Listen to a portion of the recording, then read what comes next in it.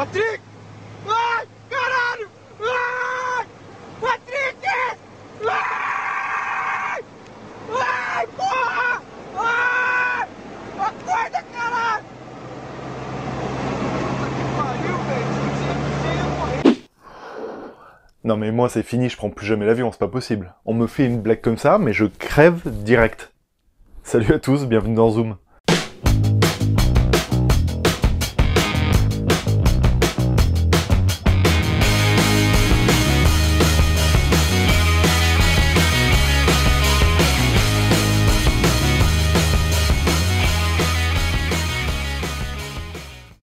Aujourd'hui dans Zoom, nous allons parler du film Sully, le dernier film en date de Clint Eastwood, film auquel j'attribue la note de 12 sur 20. Je suis très partagé pour ce film, j'en ai deux avis complètement opposés, je vais vous les exposer plus en détail. Sully raconte l'histoire vraie de ce pilote d'avion qui a fait un amérissage dans un fleuve de New York, un amérissage miraculeux, puisque jusqu'à ce jour, les amérissages sont toujours terminés par des échecs. Donc on nous parle d'un héros. Ce film est bon parce que ce film est intimiste, et révèle la personnalité de Clint Eastwood. Ce film est bon parce qu'il est sobre, parce qu'il est intense, parce qu'il est réalisé proprement. Ce film est bon parce que Tom Hanks incarne le personnage vraiment.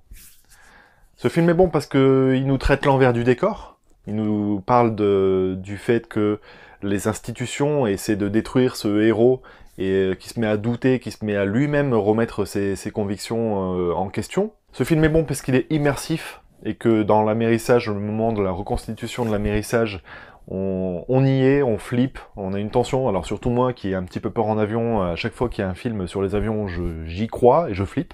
Là ça marche très bien dans celui-là aussi. Ce film est bon parce qu'il est patriotique et qu'il révèle la vision de Clint Eastwood sur l'Amérique qu'il est en train de perdre petit à petit et qu'il veut à tout prix rehausser de ses épaules.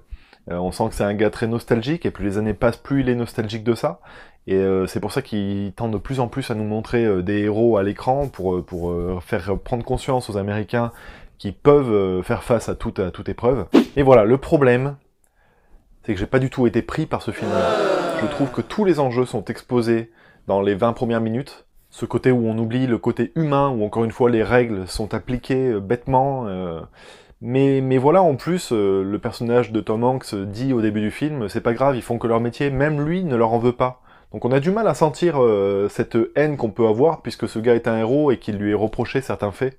Voilà, ça a vraiment pas marché sur moi, je trouve que tous les enjeux sont exposés au début du film, pendant les 25 à 30 premières minutes.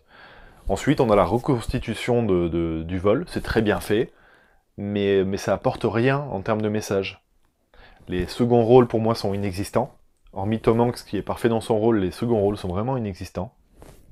Je trouve la réalisation beaucoup trop propre.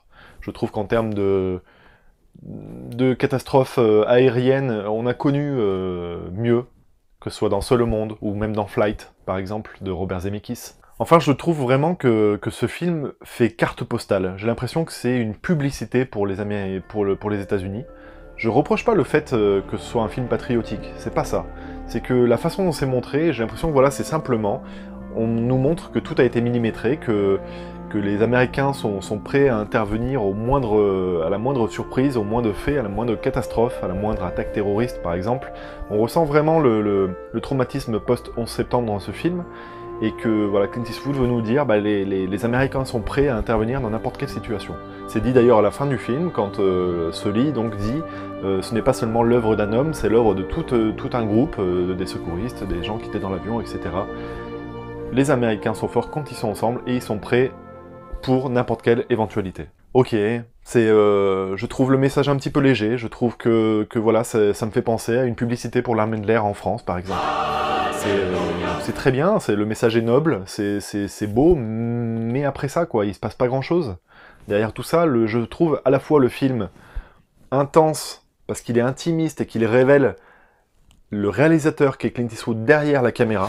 Je trouve que ça parle énormément sur le réalisateur, mais je trouve qu'en tant qu'œuvre à part entière, ce film, c'est pas grand-chose.